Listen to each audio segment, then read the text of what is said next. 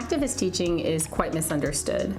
Really, an activist teacher is just someone who recognizes that what goes on outside of the classroom really matters. And so they make an effort to bring those topics and those ideas and those conversations into the classroom so that students can analyze them in a safe space.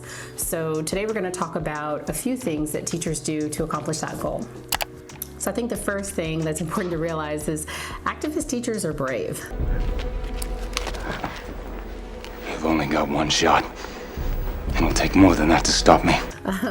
At the heart of activist teaching is this idea that you have to bring in controversial topics. You have to bring in things that adults have difficulty talking about, and you have to package them in a way that lets young people explore them.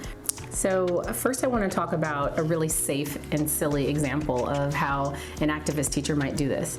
And for that, we're talking about fidget spinners. And if you're a teacher, you know that about 4 years ago when fidget spinners were all the rave, they kind of drove us mad, right? Students would play with them. At least that's what we were thinking. And so instead of having kind of a battle with my students, I decided to turn that into a unit. So we read articles about fidget spinners. We watched videos about whether or not fidget spinners were toys or whether or not they actually reduced anxiety and reduced stress for children. And at the end of reading and annotating these articles and having these conversations, we had a Socratic seminar. So all of my students sat around in a big circle and I threw out questions for them to debate and discuss, right? So questions like, are fidget spinners just a toy? Are they just a gimmicky way for people to make money? Do they actually relieve stress? Do they cause more anxiety than they actually help?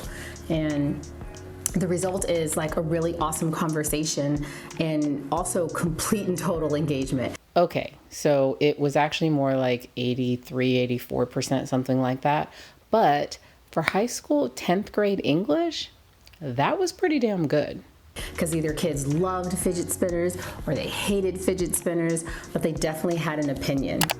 So where fidget spinners was pretty easy to make a lesson plan around, making a lesson plan around something like racism in America or police brutality in America is definitely a little bit more complicated, but the formula is the same. Start by making sure you have a balanced amount of articles on both sides of a situation or of a conversation. You make sure that you bring in videos. You make sure that students have a chance to kind of get their thoughts out about how they initially feel, how their family feels about the topic.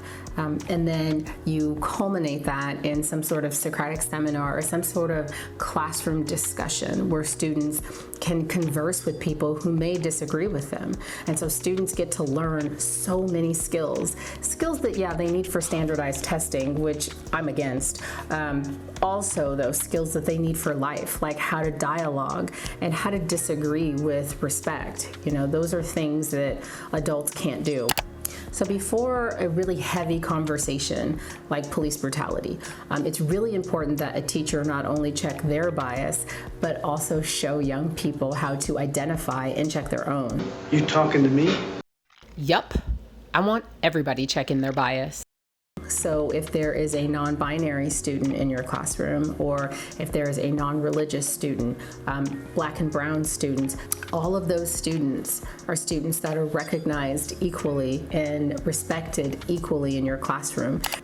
So you can't have a conversation about police brutality, for example, without at first creating a classroom where students feel safe to have that conversation. You pay special attention to not just this big word like bullying. You've got to break that word down. And so the way I think activist teachers do that is, they separate bullying into really what the real words are.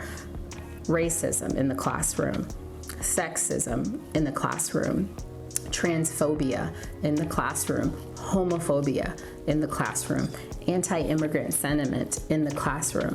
I have been teaching for 15 years, and I can tell you every single year, all of the things that we deal with in society, we also have to deal with in our classroom. We have to create systems so that students feel safe and confident when they share their thoughts, when they share their opinions, and even just when they walk into the space.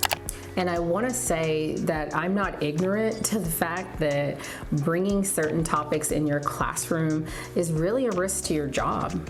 You know, I mean, teachers have gotten fired for far less, and a lot of teachers, as a result, are just afraid. It seems much safer to have a conversation about some of those basic topics that come in kind of this canned curriculum than to actually talk about things that are going on outside in the world.